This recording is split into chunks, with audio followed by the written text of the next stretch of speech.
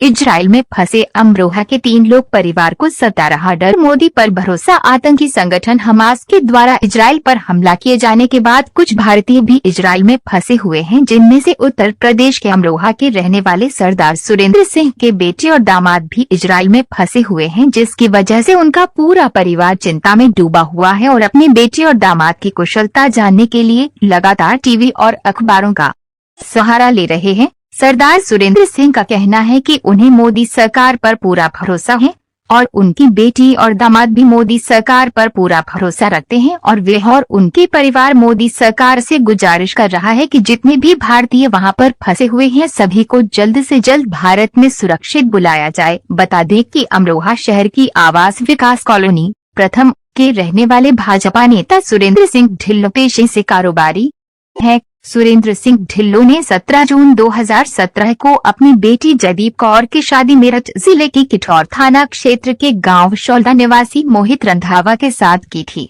मोहित ने IIT रुड़की से PhD की है। दंपति के एक 3 साल की बेटी किरत कौर भी है।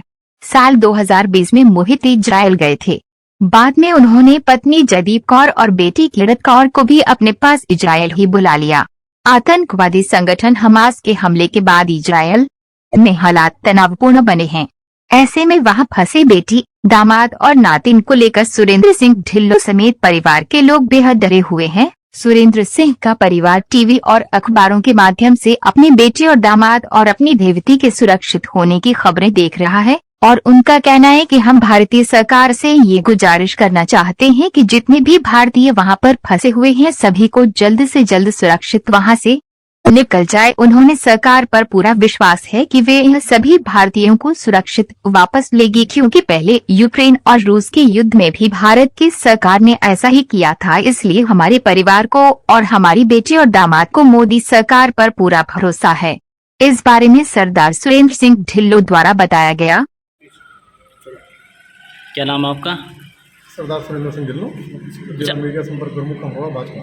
इजराइल में जो आतंकवादी हमला हुआ उसमें आपके परिवार के कितने सदस्य हैं, क्या है? मेरे बेटी और दामाद और बेटी है, 3 मेंबर हैं परिवार के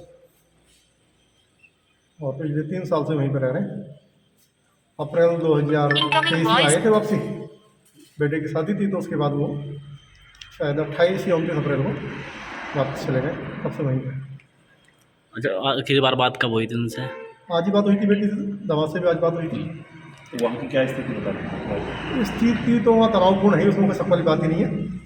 लेकिन वो बता रहे हैं कि जहाँ वो रह रहे हैं बेस एरिया है वो आर्मी का, बंकर बने हुए हैं। लेकिन ये चिंता तो हमें होती है जी। और गर्मी रहती है। उम्मीद करेंगे कि जैसे यूक्रेन और रूस के युद्ध से माननीय प्रधानमंत्री मोदी जी ने अपने वहाँ से नागरिक निकाले थे और जैसा आज टीवी पे हम देख भी रहे थे कि मोदी जी की और नेतन्याहू जी की बातचीत हुई है आपस में फोन पे, जल्दी ही वो भारतीय नागरिकों को वहाँ से निकालने का काम करेंगे, ऐसा हमें विश्वास है। डर तो लगा ही रहता है। देखो, जब वहाँ गोले बरस रहे हैं, मिसाइलें चल रही हैं तो डर तो लगा ही रहता है, स्वाभाविक बात है। उसमें तो कोई कहने वाली बात ही नहीं है। क्या करना चाहते हैं वहाँ पर मुझे?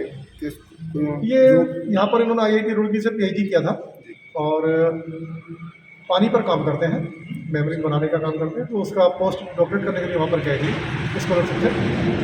अभी जापान में जुलाई में प्रेजेंटेशन देकर भी आए थे। उसके बाद फिर वहीं अपने आ गए। जब 3 साल का लगभग वहाँ पे कॉन्टैक्ट है काम करने का, अभी वो पूरा नहीं हुआ है तो शायद वहीं रहेंगे। तो क्या कह रहे हैं आपसे जो परिवार में बात हुई आपके? क्या बात हुई थी, कह रहे थे कोई ऐसी घबराने वाली बात नहीं है जी।